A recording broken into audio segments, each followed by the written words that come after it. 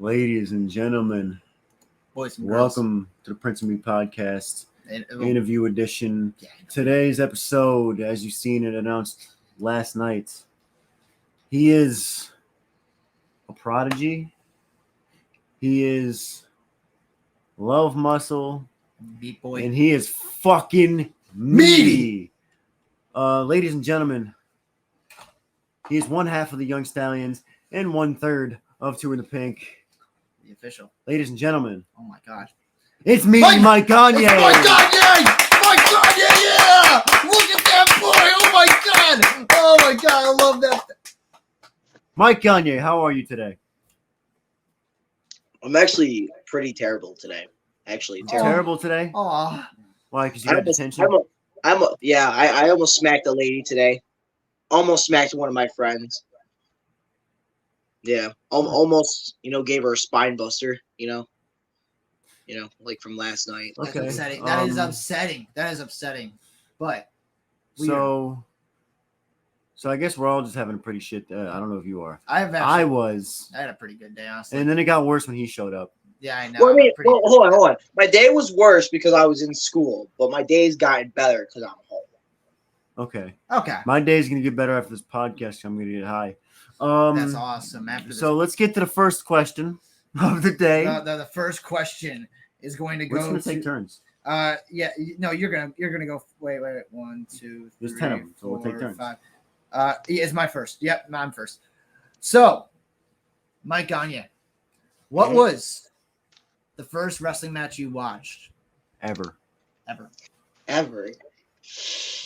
Yeesh. It's hard to remember that because The first one of the first ones you remember watching. Yeah, like something that really stuck with you. What drew you into wrestling? well, John Cena, obviously.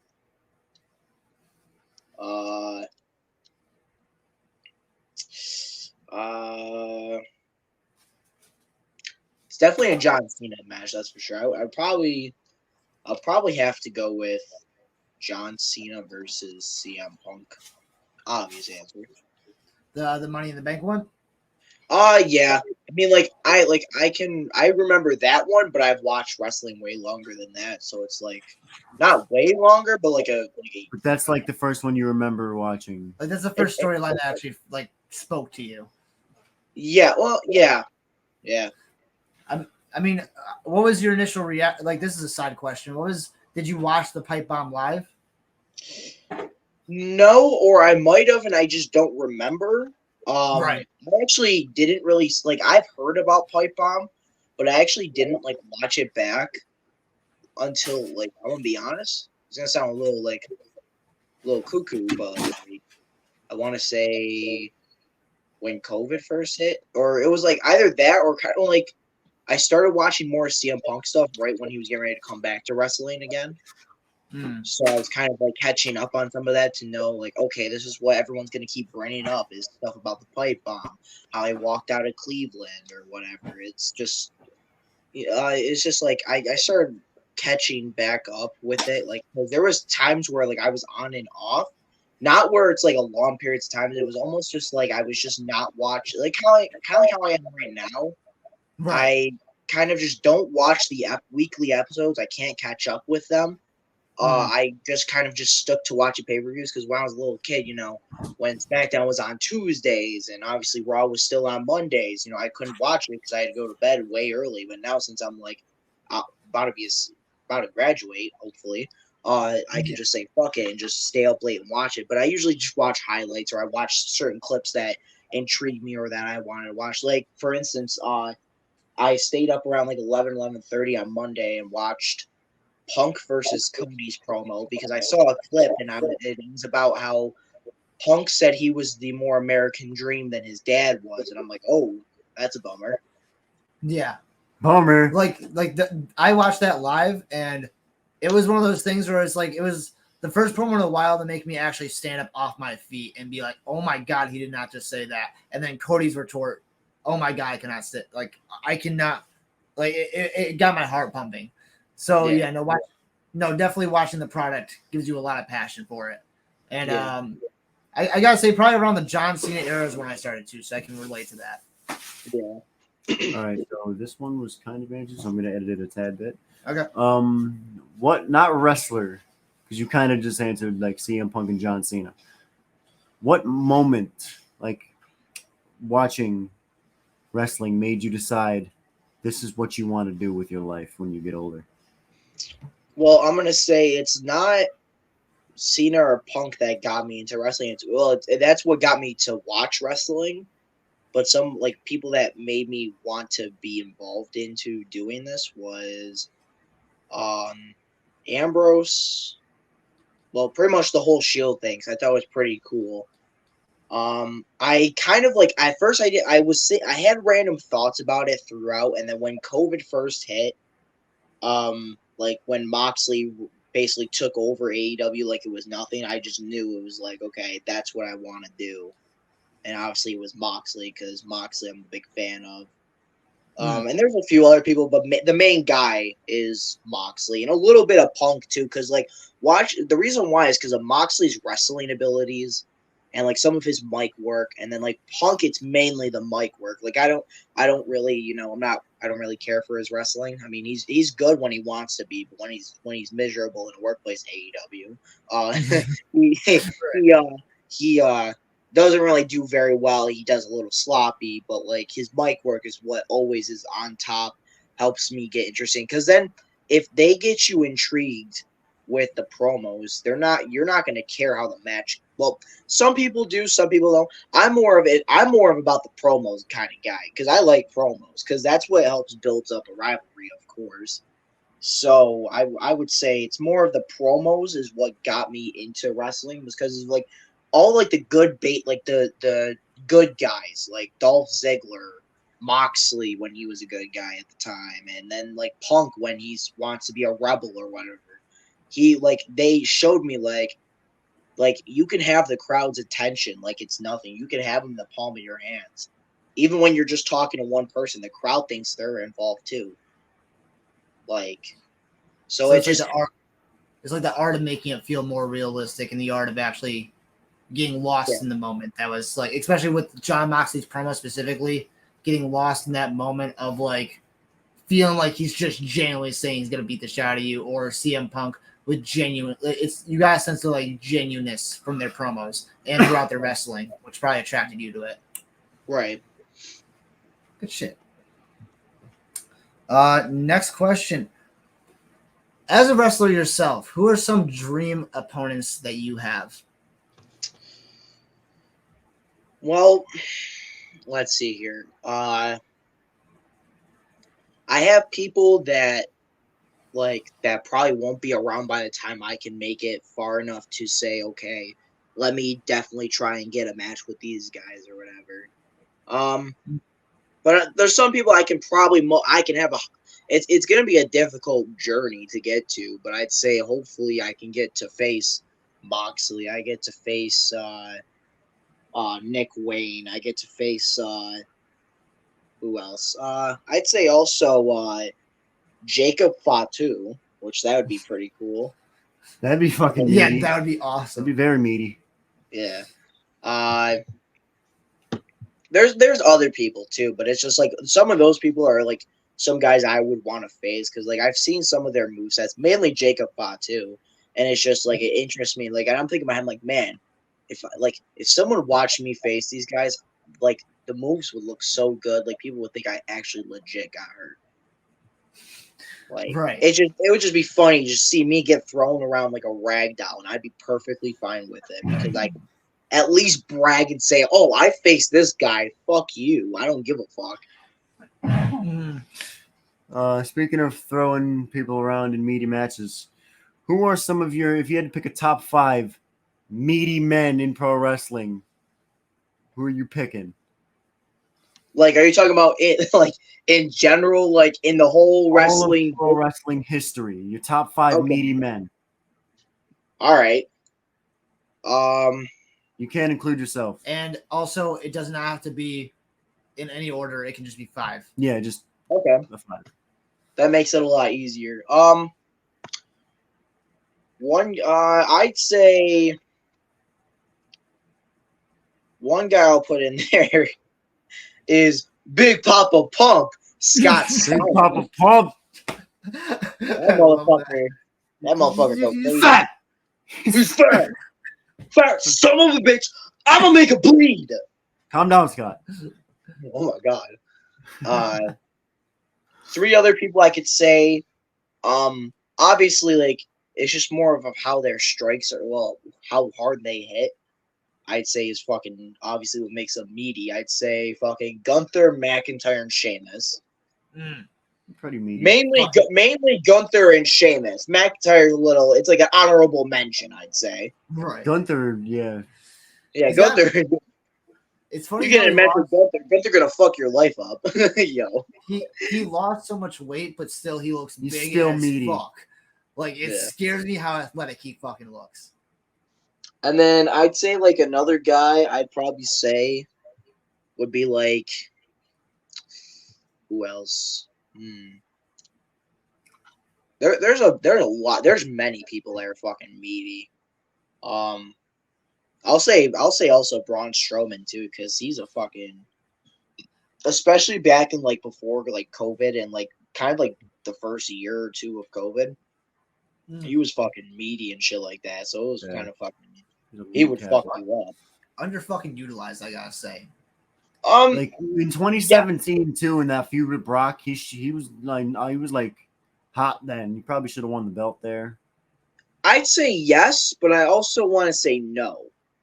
Like during COVID, I mean, you could say a lot of people were underutilized, but Braun Strowman was not one of them because he was champion. Because if you really think about it, he was kind of overused, especially in like in the first 2 years of COVID. I'd say he was overused. Like he was in too much shit. Like he was doing the shit with Goldberg at Mania, ooh, and then fucking did the rivalry over the summer with fucking rest in peace Bray Wyatt, and then did a little bit with Roman, and then fucking did a little tag team bullshit with Ricochet, and like it's just on and on and on. They just like I don't know. It was kind of like they dragged a little too much because since they were in the Thunderdome, they were like, okay, we could do whatever we want, so.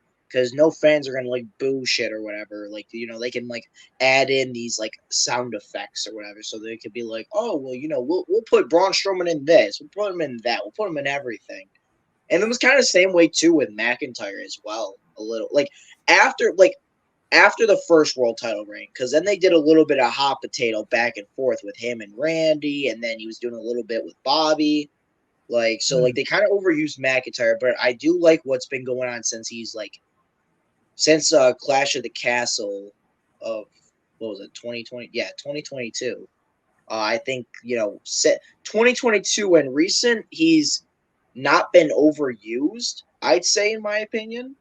But I'd say before that, I'd say he was like just nonstop. Same thing with Strowman. Just every week they need this guy on TV.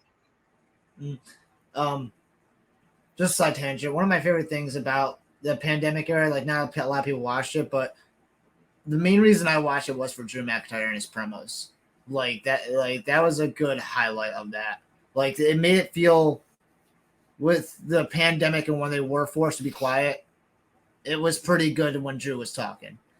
But yeah, no, I mean I agree. I like what they've done with him since and his heel work. His heel work has been a lot, and just that slight turn is a lot better. Especially if he's, I mean, I'm assuming you've heard he's probably going to be out right after WrestleMania. Like he's going to be a free agent. I don't think he's going to go anywhere. I think he's going to resign because, like, people can say all they want, but the thing is though, here's the difference. Okay, they can say what they want, but they're not the wrestler. The wrestler is going to say what they want. It's not the fans to tell them what to do. If weren't people saying that Drew McIntyre was going to leave, like, after WrestleMania 39 too? They were. I think it was actually he was going to leave. It was right before.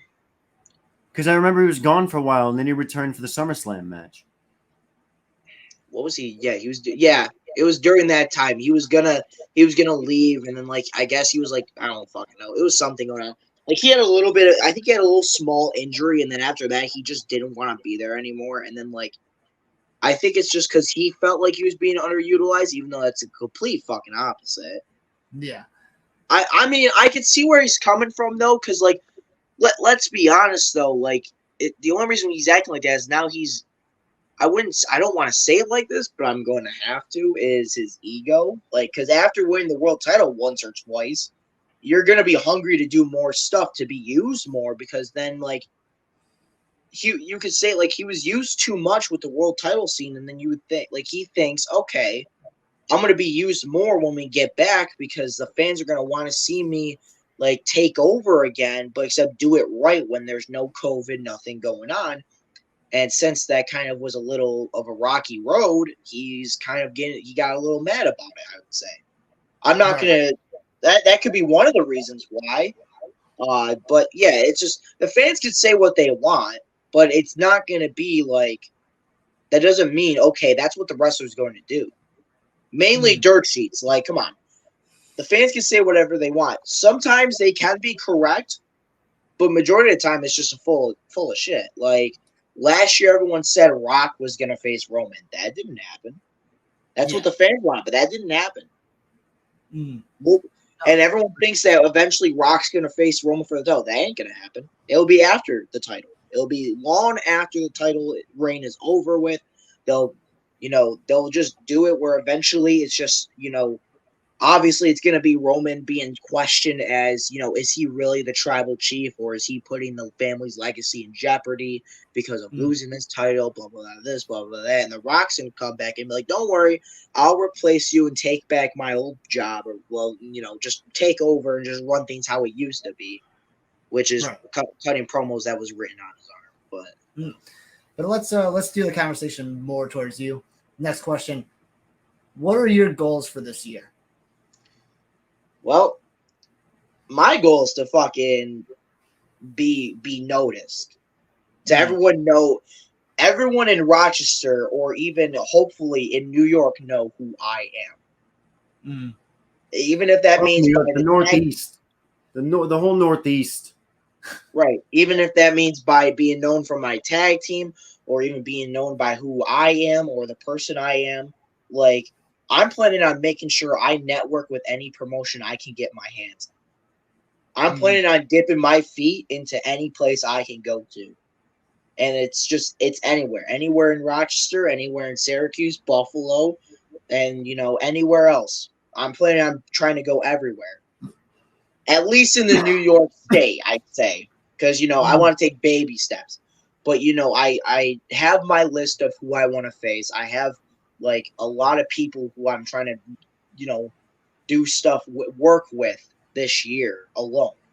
And that's because I know what I'm worth. Like, not a wrestler didn't tell me this. It's a role model to me, I'd say. He told me to know what you're worth. I know what I'm worth. I know what I can do. I know what I'm good at and what I'm terrible at. And sooner or later, when it's go time, I'm gonna make sure I work on everything that I can so I can balance that out, so I can be the best person I can be. Like, sooner or later, eventually, I'm gonna have to start going to the gym, to get more physically active. I don't want to have to look like this guy who feels insecure, has to wear a singlet all the time. I want to eventually just wear tights and then take off the singlet and show that I have a shred, that I have big muscles. I got a 6-pack or whatever. Like, I don't want to have to do it where, because, everyone may look at me like, okay, he's not the best looking guy. He's not looking, doesn't have the physical body type. But I can go, which is why I know what I'm worth, is how far I can go in a match. How hard can I deal, what things I can deal with, what I know about in the business. It's just, that's how I know what I'm worth. And, and not to mention, it's not only that, but it's my confidence.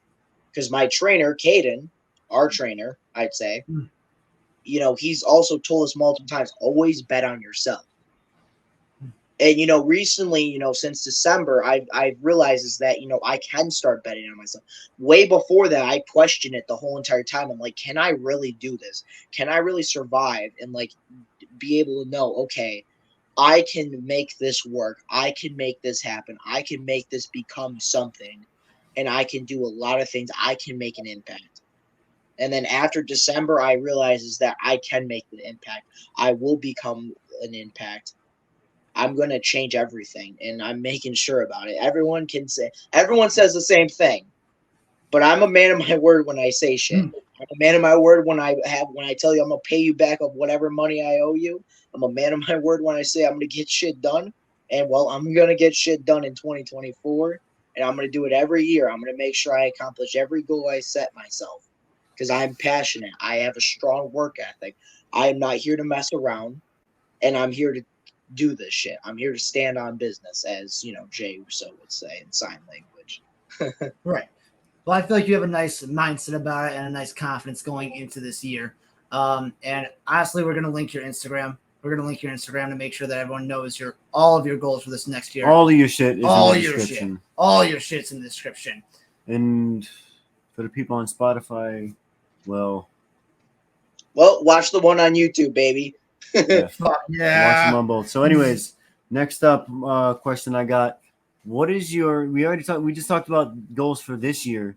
What is your end goal in pro wrestling? Whether it's a big contract, whether it's just making money, whether it's winning a certain championship, having a certain accolade. What is your end goal in pro wrestling? Well, I'll put it like this. Within the next 5 years, from when I start to the 5 years of how long I've been, let's just say, so fast forward 5 years later, I want to at least say I've called myself a world champion. I'd say, okay. And I want to and it doesn't matter what promotion, as long as I could say, hey, I'm a world champion of a promotion. I am the guy that leads the company. To have my face on the cover, to know that I can be called the world champion and people can respect me because that's why I'm the world champion. It's because of how much respect is shown towards me and how much I have respect towards them. Within the next 10 years, I want to go for the contracts. I want to try and see if I can, everyone's goal is to get to the top as fast as possible. I kind of want to take my time to see, because, I don't want to just go, do 3 to 5 years of just, doing indie scenes and then okay, I'm ready for that contract. I want to know when I get that contract, it's because they've seen my work, is that I've been wrestling long enough to where I have enough stuff to show that I can have a lot of good matches, but I have some bad matches, but also majority good matches, because I want to show that, even though obviously, like I said before, even if let's just say I don't accomplish some goals, if I don't get physically fit, I may not be I may be a big boy, but that doesn't mean I can't go. So, it's just more of I'm taking these small milestones, and I don't want to push myself and say, oh, in the next 5 years I want a contract. No, I want to wait 10 years, because sometimes people can change their minds. I don't want to change my mind and be like, okay, you know what? I don't think this is the right thing for me anymore. But I'm passionate enough to know that right now, this is what I want. And it will be like that for the next 5 years. I'm not planning on leaving anytime soon or at all. But yeah, just taking baby steps is what my goal is for right now. Take one step at a time. I'm not really thinking ahead, but when I'm ready for a big contract or whatever, I'll know when I'm ready. But all I know is that the main goal is to at least be able to wrestle on TV, or wrestle at least on one big pay-per-view, like an AEW pay-per-view, hell, even a TNA pay-per-view, or even a fucking WWE pay-per-view if they're very interested. I plan on taking the small baby steps, but the end goal, because that's what you asked, is obviously to go have a big contract, become a world champion for one of those big contracts, and just have my name be universally known, pretty much, is what I'm trying to go for. Absolutely. Now, this next question is going to be a deep one. Now, be honest. Do you actually like your tag partner, or do you fucking hate him? All right. We'll go deep with this. Love you, Mikey. Love you too, bud. I've been friends with my tag partner prior to us starting this wrestling journey together. Since when COVID hit, I've been friends with him for almost 4 years now. When August comes up this year, we'll be friends for 4 years, and it's just like we have our ups and downs. We sometimes butt heads a little. And when I mean a little, I mean like literally. We like hit each other in the head once in a while. We like actually beat the fuck out of What each do you other. mean a little? It's almost every fucking day. Well, I mean, I live an hour away.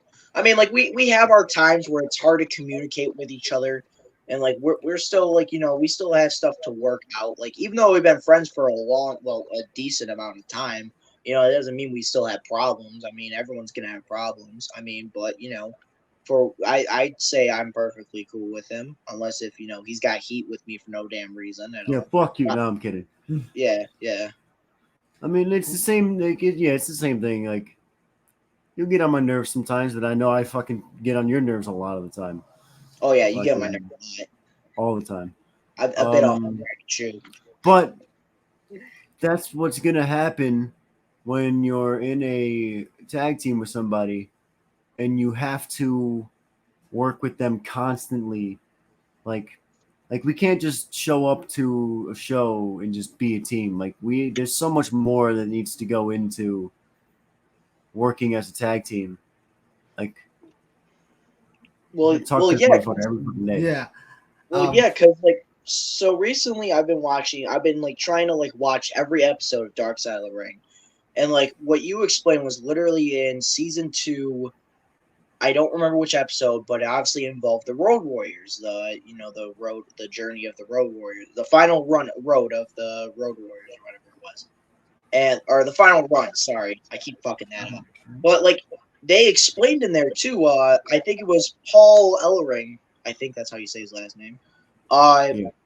He was explaining about like tag team with these guys. Like he was explaining, it's like, you can't just throw a tag team together. You gotta and that's what made Hawk and Animal so good together, is because like they both lived in the same town together, and like they worked together at a bar or whatever, a local bar, and they trained together. And then obviously they had a little bit of a separate journey for like the first few months, and then when they came back, they joined forces to become one big team because someone saw interest in them. And they were able to work so well together. I mean, obviously, we kind of know how that turned out, kind of ended on a rough note. But, but for what it was in the beginning, it was, it explained what a tag team was. Like the friendship they had showed what a tag team should be. It's like you care about your tag partner. You don't just care about yourself. Like my goals, yes, they're for me specifically, but that doesn't mean I don't care about what my tag partner wants to do. It doesn't mean that I don't care about what our tag team goals are going to be. Like obviously, just because I say I want the world title in the next 5 years, don't mean I don't want some tag titles. That doesn't mean that at all. That doesn't mean I want to take over the tag division. That doesn't mean that at all. I want to take that over. But like you want it all, right? We want it all, and that's why like we're such a good tag team, is because we can both see eye to eye of what's best for our tag team, what we can do to improve our tag team, because we're always having ideas. We're bouncing ideas off each other, picking each other's brains about like, okay, what moves could we do to make us look better, to make people have more eyes on us? And, we work on that constantly. Like, we even had to pick each other's brains about what theme song we want to use, what tag team we want to use, what color gear we want to use for every time we get the chance to do stuff. And sometimes you just gotta do some things that the other guy wants to do, and they got to do some things that you want to do. You're not going to get your way every time. You just got to come to an agreement. And what I would say in a more and we've done that many times. In a more micro sense, I feel like, from what I've seen is you guys acknowledge needing to communicate better, which in turn is a good plus. But also, in the last GCW show that we went to, you guys are like, I don't know, just the way you guys communicate and you guys actually fuck around with one another is a whole wholesome vibe. So I feel like that in itself has a spirit for a good tag team just by itself, by your guys' rapport. Yeah, and wholesome. And I feel like as soon as you get close with anyone, no matter who you are, that's a big gay, no matter who you are. So, you got a problem with that? Yeah. Yeah, Hey, you're not here to do it, so I'm gonna do it for you. You got a problem with that? Yeah, I'm that's what I'm talking bisexual, about. dog. All right. Fuck you. Yeah, I was watching your podcast episode. I was seeing Tyler yoke your ass up. Yeah, I saw that. Shout out, Mike. It was a shout out to Mike Gagne. All right, Yeah. Mike. My question, or my next question, I should say. So, we saw recently, within the last week, video coming out. Just saw you fucking lift up and slam 300+ pound, near 7 foot tall Diego Lopez. It honestly scared me when I was in the ring. It shook me. Like I bounced off the ring without even trying. It was kind of frightening. Who is the next person? It's got to get even bigger from here. Who's the next person we're going to see Meaty Mike Gagne lift off their fucking feet Is it Omos? and slam him Is in it the Omos? mat? Are you gonna do it to Omos? I don't think it's gonna be Great Khali. That's definitely not for sure. That's definitely for sure. It's not gonna be Great Khali. Omos, I mean, that might be difficult because like that dude's a big motherfucker. I mean, like it'll probably be Diego again. I mean, who knows? It'll probably happen again. Maybe next time instead of a spine buster, it's a body slam. Who knows? Oh my God, Jesus! And then I'm going to body slam him. Hell, maybe it's a riptide on. Who knows? Or just grab him and toss him across the ring like a little bitch. It's going to be a gorilla press. Yeah, gorilla press, baby. I don't really have another guy bigger or taller than him right now, but like we got to see where it goes from here. Who knows? Maybe Beast Man. Who knows? Maybe Beast Man. He's calling you out, Beast Man. He's calling you out. Mike Gagne wants Beast Man. Yeah. Second to last question. Second to last question. What is your favorite type of wrestling? Whether it be technical, whether it be high flying, whether it be more meaty men slapping men. To add to it, both to compete in and watch. Oh, Jesus.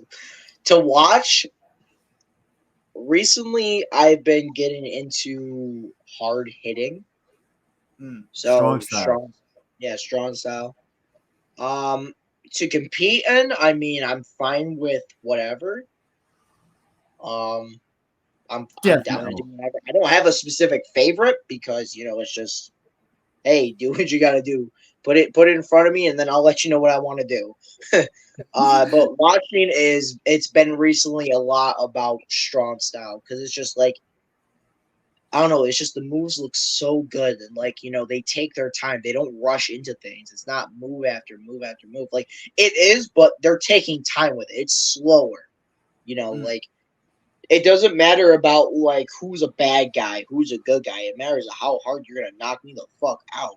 Like usually they say like strikes and stuff are the glue of a match, and with that type of wrestling, the glue is definitely a lot harder. Like it's a lot harder and actually keeps it together more.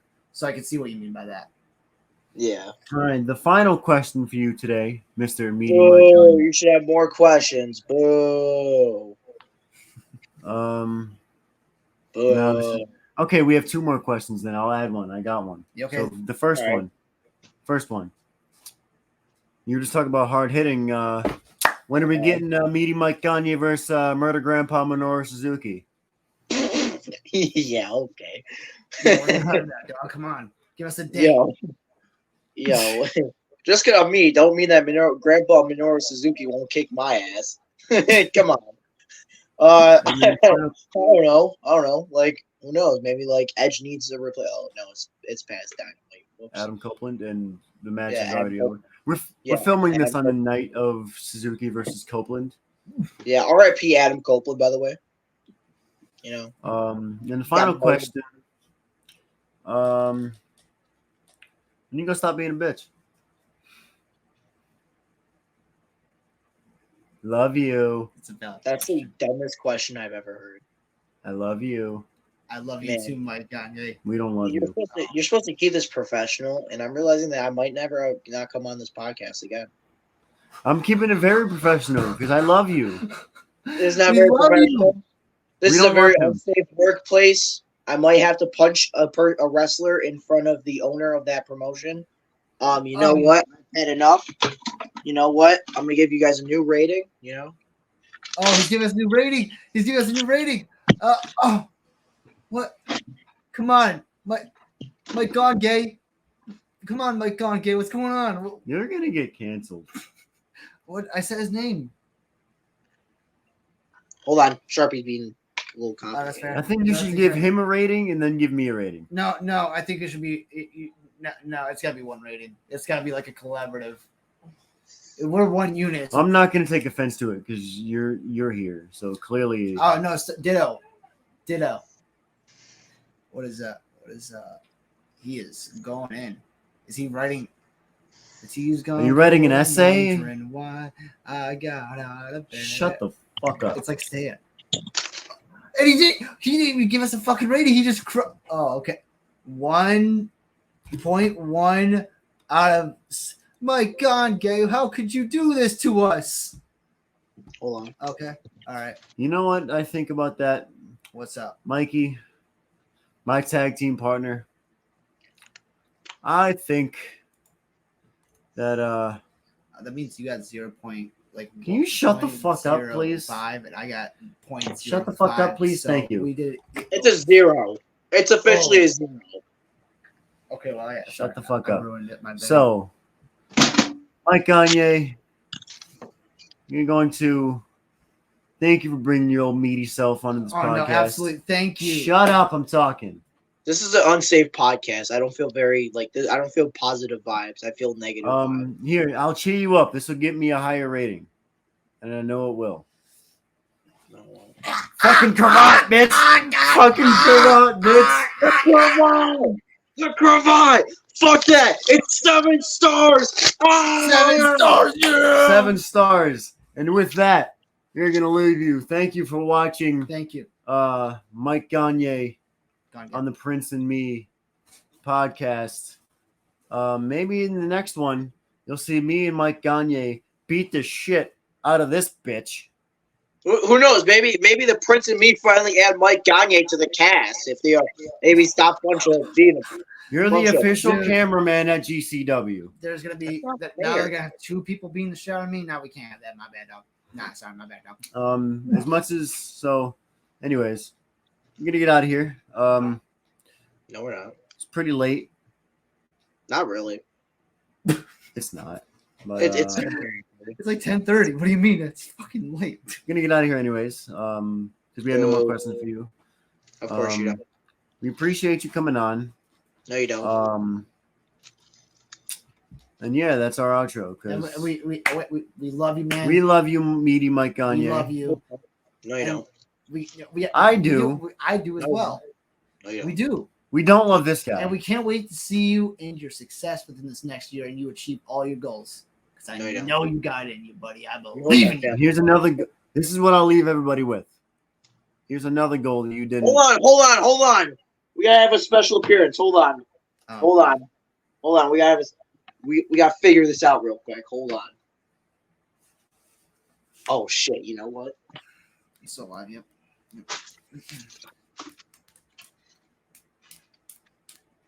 It's the fucking gobbledygooker! Gobbledygooker!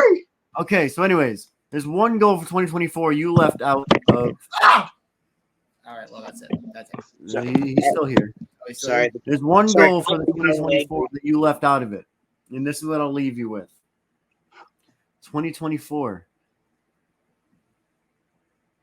UPW Young Stallions Tag Team Champions. By December.